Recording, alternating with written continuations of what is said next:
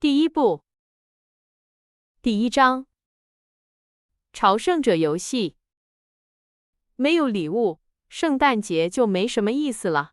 乔躺在地毯上，咕哝道：“贫穷太可怕了。”梅格看着自己的旧裙子，叹了口气。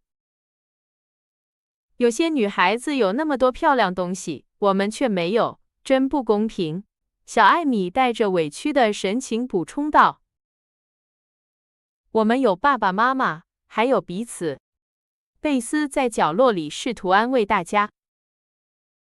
听到这句鼓励的话，壁炉边4个年轻姑娘的脸上掠过一丝光彩，但随即又暗淡下去，因为乔忧伤地说：“爸爸不在我们身边，而且在相当长一段时间里，他都不会回来。”他没敢说他们也许再也见不到父亲了，但一想到远在战场上的父亲，他们心里都闪过这个念头。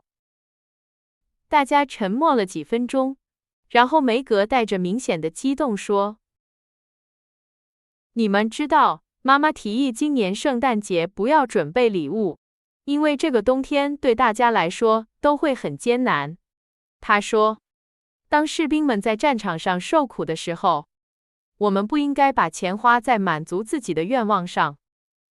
我们能做的虽然不多，只是一个小小的牺牲，但我们应该乐意去做。可是，恐怕我做不到。”梅格摇了摇头，想着那些他渴望拥有的漂亮东西。我不觉得我们那点钱能帮上多大忙。我们每人只有1个美元，就算交给军队，也起不了什么作用。不互相送礼物，我觉得可以，但我可不想放弃我的那本《水女神与辛特拉姆》，我渴望得到它很久了。乔说，他真是个书虫。我本来打算买些乐谱的，贝斯说，轻轻叹了口气，那叹息声小得几乎只有墙壁听见。我想要1盒好的灰伯加彩色铅笔，我真的需要它们。艾米坚定地宣称。妈妈并没有提我们自己的钱，我想她并不是要我们放弃所有东西，让我们各自买自己最想要的东西，也快活一下吧。毕竟我们是辛辛苦苦赚来的。乔提议道，像男士那样看着自己靴子的后跟。我当然是辛苦赚来的，我可不是在家里舒舒服服待着，而是整天给那些讨厌的孩子们上课。梅格抱怨道。我的处境更糟，乔肯定地说。你觉得整天陪着一个脾气暴躁、吹毛求疵的老太太好受吗？她一刻也不让你休息，从没有满意的时候，而且她那么折磨你，到最后你真想给她一巴掌，或者从窗户跳出去。我知道抱怨不好，但是没有什么比洗碗和打扫屋子更糟糕的活儿了。这让我绝望，而且我的手变得那么粗糙僵硬，之后都没法弹钢琴了。贝斯看着自己粗糙的双手，叹了口气。这次大家都听见了。我怀疑有谁比我更受苦。艾米断言，我得上学，和那些无理的女孩子们待在一起。我不懂功课时，他们就戏弄我，嘲笑我的衣着，取笑我的鼻子，还说我爸爸的坏话，因为他没钱。你是想说诋毁吧？乔笑着纠正他，说坏话跟那个意思可不一样。哼，我知道自己想说什么，你用不着那么挖苦。我这是在尝试用些新词来增加我的词汇量。艾米带着一副高傲的神情说道。别吵了，乔，你现在不想拥有爸爸在我们小时候失去的那些钱吗？天哪，如果我们没有烦恼，我们会多么幸福和善良啊！梅格说，他因为年纪稍长，还记得过去的好时光。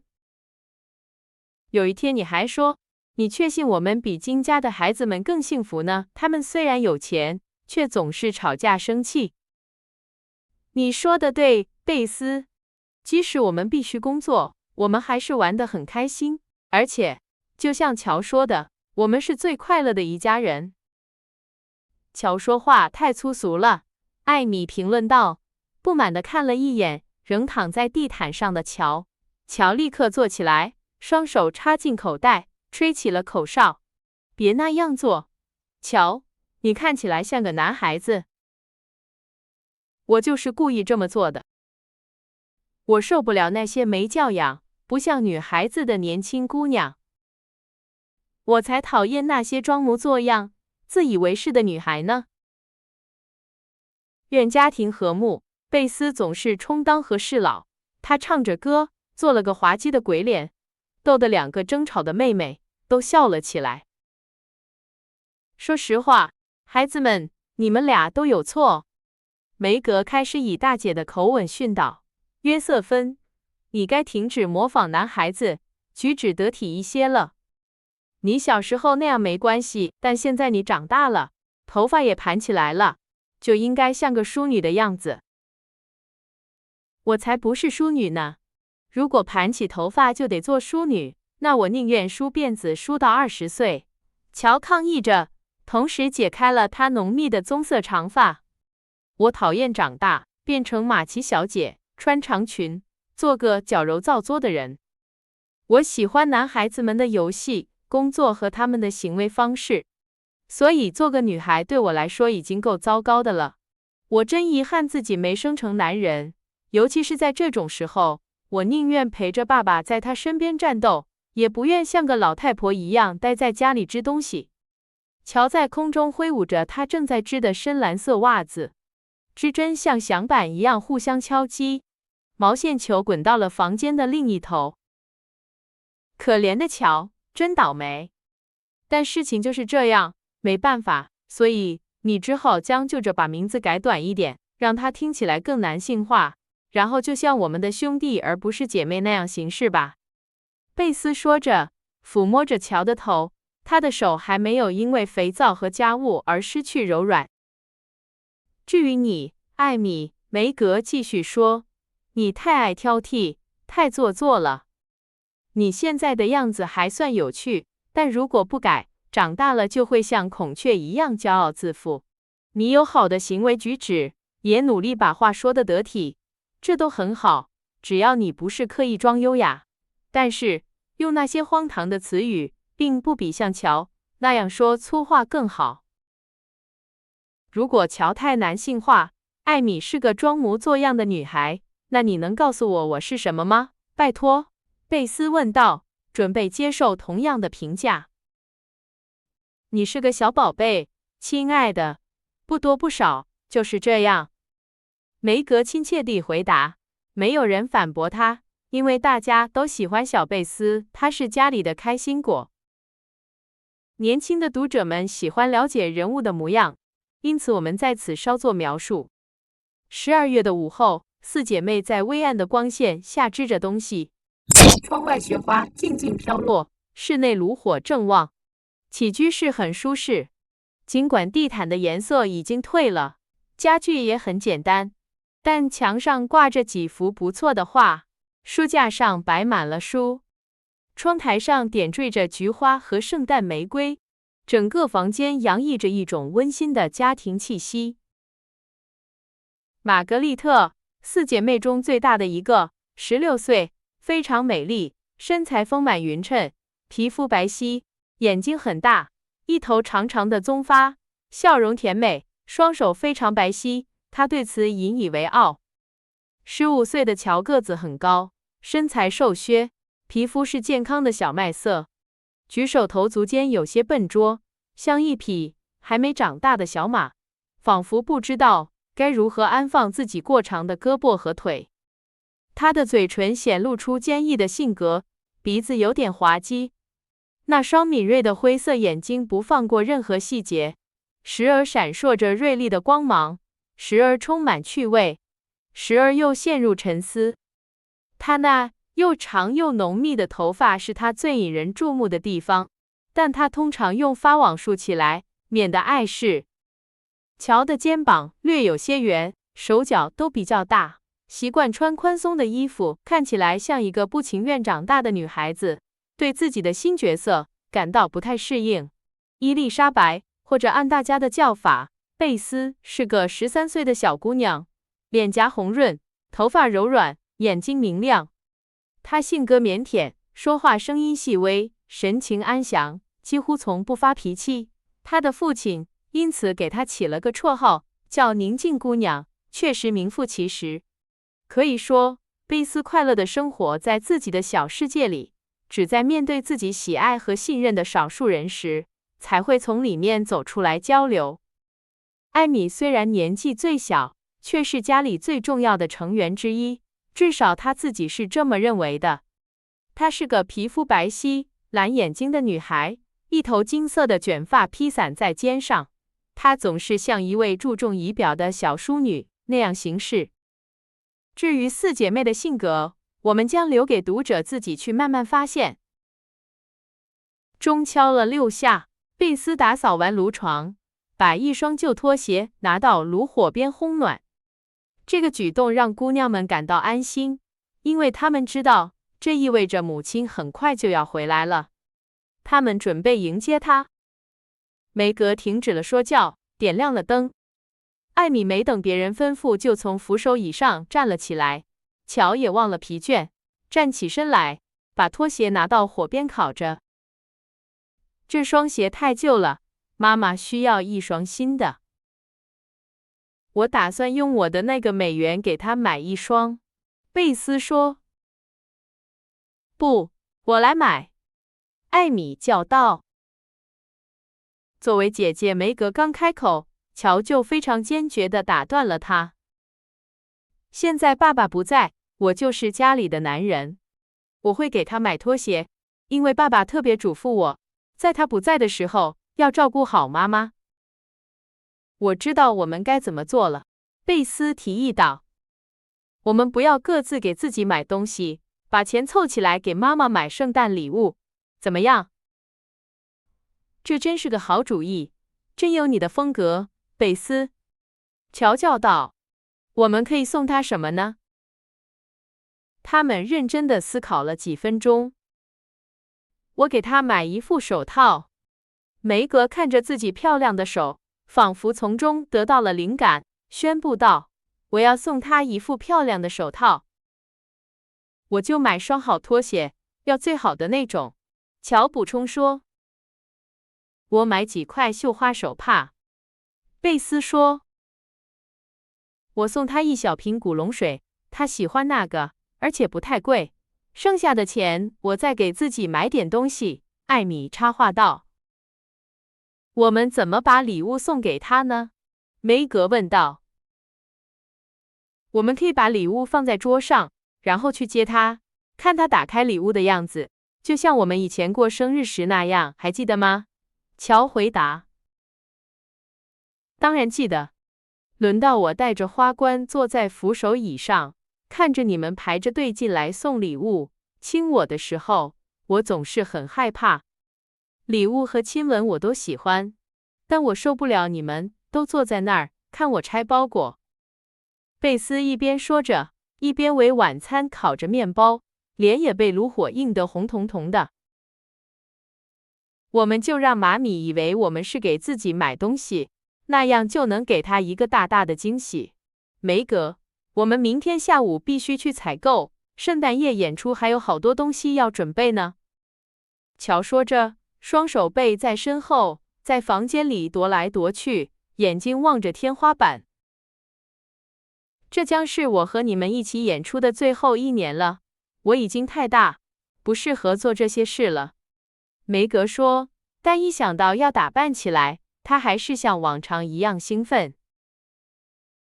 只要你能穿上白色长裙，披散着头发，戴着金色纸做的首饰，你就不会放弃的。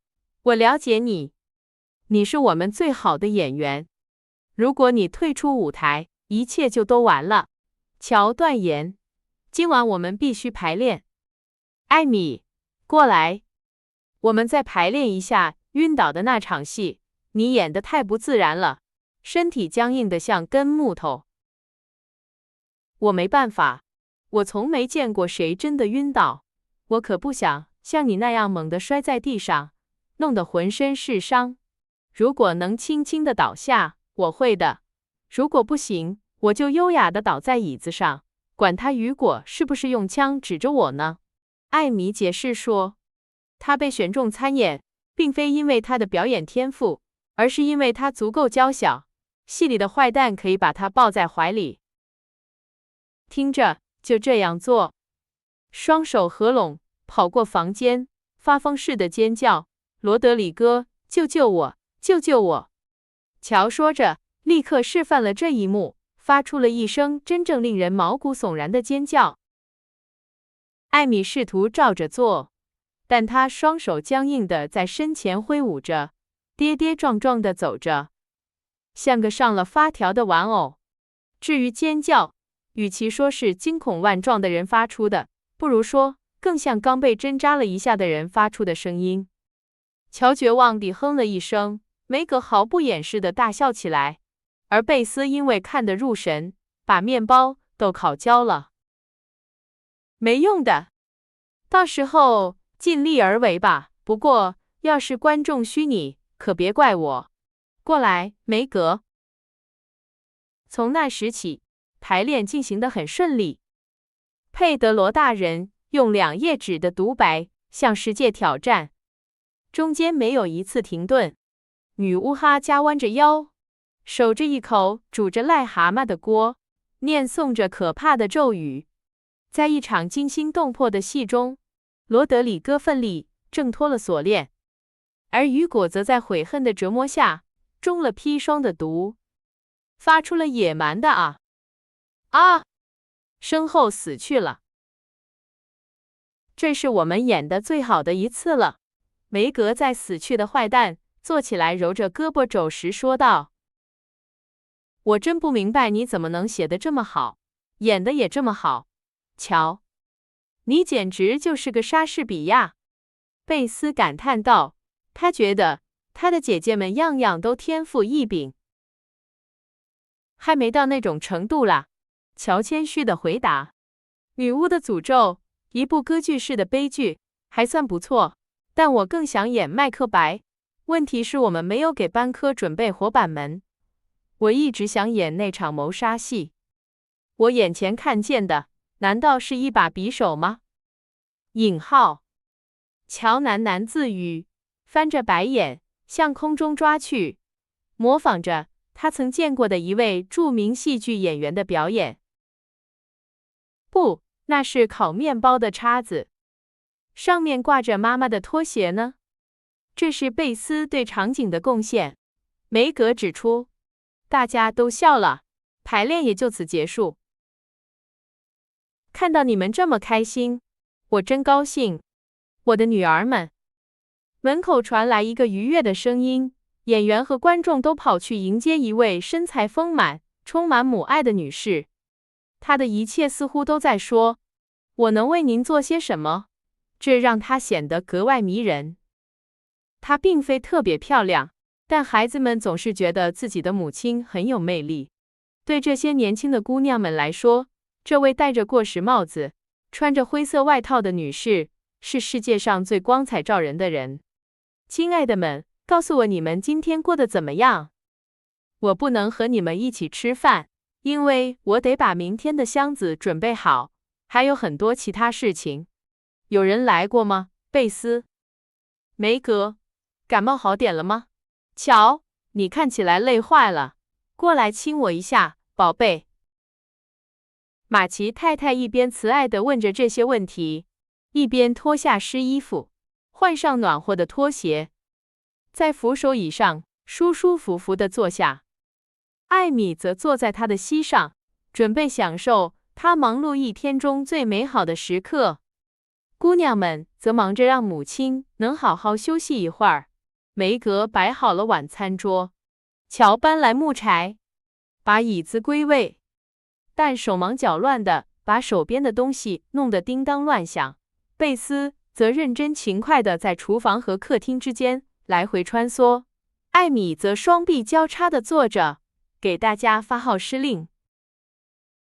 大家围坐在餐桌旁后，马奇太太特别高兴地宣布：晚餐后，我有一个惊喜要给你们。笑容像一道突如其来的阳光，照亮了姑娘们的脸庞。贝斯拍起手来，忘了手里还拿着一块热饼干。乔则挥舞着餐巾，同时叫道：“是信，是信！”为爸爸欢呼3声。是的，一封很长的信。他身体很好，相信这个冬天会比我们担心的要好过得多。他给我们寄来了各种圣诞祝福，还有一条特别给你们姑娘们的信息。马奇太太说着，拍了拍她的口袋，好像里面藏着一个巨大的宝藏。那我们快点吃完晚饭吧，艾米。拜托你别再慢条斯理地翘着小指头拿杯子，想显得更优雅了。乔脱口而出，他差点被茶呛到，匆忙中还把一块涂了黄油的面包掉在了地毯上。贝斯不再吃了，他走到自己的角落坐下，想着即将到来的快乐，同时等着其他人准备好。我觉得爸爸决定去做随军牧师真是太了不起了。他年纪太大了，不能入伍，身体也不够强壮，当不了士兵。梅格激动地说：“我多希望能当个小鼓手，或者叫什么来着？哦，对了，或者当个护士去，那样我就能在他身边帮助他了。”乔大声说：“睡在帐篷里，吃难以下咽的东西，用锡杯喝水，一定非常不舒服。”艾米叹着气说：“妈妈，他什么时候回家？”贝斯的声音带着一丝轻微的颤抖问道：“如果不生病的话，亲爱的，他还要在外面待好几个月。他会留下来，忠实地履行他的职责。我们不会要求他提前1分钟回来。好了，来听听信里写了什么。”他们围在壁炉旁，母亲坐在扶手椅上，贝斯坐在她的脚边，梅格和艾米分别坐在两旁，乔则坐在后面。这样，如果信的内容让他动情，就没人能看见他脸上的表情了。在那个艰难的时代，很少有信件不令人动容，尤其是父亲写给家人的信。这封信几乎没有提及苦难、危险或者必须克服的思乡之情。这是一封充满希望的、愉快的信，描述了营地的生活、行军和军事新闻。只有在信的末尾，作者的心才充满了对女儿们的父爱和回家的渴望。给他们很多吻，告诉他们我爱他们。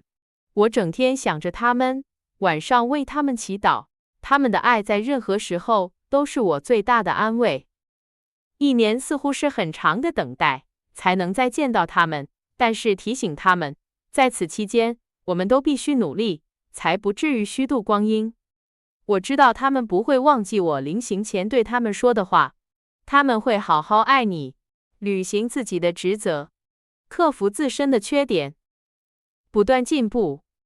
这样，当我回来时，我会比以往任何时候都更为我的小妇人们感到骄傲。读到这里，没有人能忍住眼泪。乔不再为别人看见他鼻尖上那颗大大的泪珠而感到羞愧，艾米则把脸埋在母亲的肩上，不在乎发型是否弄乱，抽泣着说：“我真是个自私的人，但我会努力改进，这样爸爸回来时就不会对我失望了。”我们都会努力的，梅格说。我太在意外表了，而且我不喜欢工作，但我会改的。我会努力成为他所说的小妇人，并且我会尽量不那么粗鲁急躁。我会尽好我在家里的本分，而不是总想着去别的地方。乔说，他确信控制自己的脾气比控制一些南方叛军要艰巨得多。贝斯什么也没说，他用正在织的深蓝色袜子擦干眼泪，开始努力的编织。他着手做离他最近的任务，同时暗下决心。1年后，当父亲幸福地回来时，它会成为他希望看到的样子。马奇太太打破了乔说话后的沉默，用她惯常的愉快语气说道：“还记得你们小时候常玩的天路历程游戏吗？你们最喜欢的就是我把用碎布做的小包袱绑在你们背上，给你们帽子、手杖和纸卷，然后让你们从地窖，也就是毁灭之城，一直走到阁楼。你们在那里用收集到的各种东西建造你们的天城。是啊，那可真好玩。尤其好玩的是我们跟狮子搏斗，跟亚波伦打仗，还穿过了住着小妖怪的山谷。”乔回忆道。我喜欢我们卸下包袱，看着他们滚下楼梯的那一刻。梅格说。对我来说，最好玩的是我们到达屋顶的时候，那里有鲜花、凉亭和所有那些美丽的东西，我们在阳光下尽情歌唱。贝斯带着微笑回忆道，仿佛又回到了那一刻。我记不太清了，只记得地窖和那个黑漆漆的入口让我害怕，还有我们到达顶层时吃的蛋糕和牛奶。要不是我现在已经太大了，我还会想再玩一次呢。艾米说，她刚满12岁，就开始谈论要放弃孩子气的玩意儿了。亲爱的，玩这个游戏，人永远不会显老，因为我们总是在以某种方式玩着它。我们都背负着自己的包袱，我们都有一条路要走，而我们对行善和获得幸福的渴望，会指引我们克服那些阻碍我们，使我们远离天成安宁的挫折和错误。现在，我的小朝圣者们，想象一下这个过程又重新开始了，但不是游戏，而是真正的旅程。让我们看看，在你们父亲离家的这段时间里，你们能取得多大的进步。您是认真的吗，妈妈？那我们的包袱是什么呢？艾米问道。她总是把话理解得很实在。除了贝斯，你们刚才自己都已经说过了。我想他没什么包袱，母亲说。当然有。我的包袱就是掸灰尘、洗碗，羡慕那些有钢琴的女孩，还有怕见生人。贝斯的包袱让大家都觉得很滑稽，他们想笑，但为了不伤他的感情，都忍住了。我们就这么做吧，梅格沉思着说。说到底，重要的是努力做好。这个游戏可以帮助我们，因为虽然我们都想做好，但并不总是那么容易，有时候我们会忘记，努力也不够。今天下午我们就陷在沮丧沼泽里，是妈妈向书里的帮助，那样把我们拉了出来。我们应该有个指引，就像基督徒那样。我们能怎么办呢？乔问道，他热衷于给单调的日常生活增添一些想象的色彩。明天早上起床的时候，看看你们的枕头底下，就会找到你们想要的指引了。马奇太太回答道。老汉娜收拾餐桌的时候，他们讨论了这个计划。然后，4个姑娘围坐在各自的针线篮旁，为马奇姑妈缝制床单。这会儿通常让他们觉得很乏味，但这次谁也没有抱怨。按照乔的提议，他们把长长的被单缝线分成4段，分别命名为欧洲、亚洲、非洲和美洲。就这样，他们玩得很开心。尤其是在谈论各自的针脚正把他们带往哪个国家的时候。9点钟，他们停下了手中的活计，像往常一样，在睡前唱了一会儿歌。只有贝斯能让那架旧钢琴发出好听的声音。他知道如何轻抚那些发黄的琴键，为他们唱的简单歌曲配上悦耳的伴奏。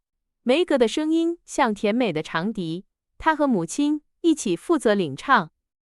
艾米唱歌像蟋蟀叫一样跑调，乔则常常沉浸在白日梦里，在不该出现的地方冒出一个音符或停顿一下，破坏了曲调的和谐。自从他们牙牙学语地会唱儿歌，一闪一闪小星星起，他们就在睡前唱歌，这已经成了一种家庭习惯。马奇太太的歌声非常好听。